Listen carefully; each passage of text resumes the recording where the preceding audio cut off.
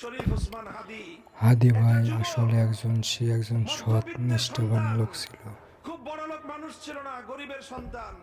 তার বাবা ভরপুর মসজিদের ইমাম। সাহস ছিল, কারণ আর একটা ইমামের ছেলে বড় লোকদের বাবার কাছ থেকে থেকে নৈতিকতার গরিবদের শিক্ষা অনেক পেয়ে সাহস গোটা এবং বাংলাদেশটাকে হিলে দিল। চালচলন ইসলামের গোটা আদর্শ দেশ রাস্তার জন্য কাঁদতেছে। অনুযায়ী কথাবার্তা বলতো। সে একজন আসলে তার কথা একটাই, ভালো একজন মনের উম্মার মানুষ ফিকির ছিল। তার মধ্যে ছিল। বক্তব্যগুলো শুনেন। আলেম সমাজকে সম্মান করত, আলেমদের কাছ থেকে ইসলামের রাজনৈতিক দর্শন শিক্ষা গ্রহণ করত। এটা আমাদের যুবকদের মধ্যে পরিবর্তন আসতে শুরু করেছে। আল্লাহ পাক রব্বুল আলামিন আমাদের এই ভাইয়ের শাহাদাতকে কবুল করেন। তার শাহাদাতকে উসিলা করে আল্লাহ নতুন প্রজন্মের মধ্যে আরেকটা বিপ্লবের চেতনা তৈরি করে দেন।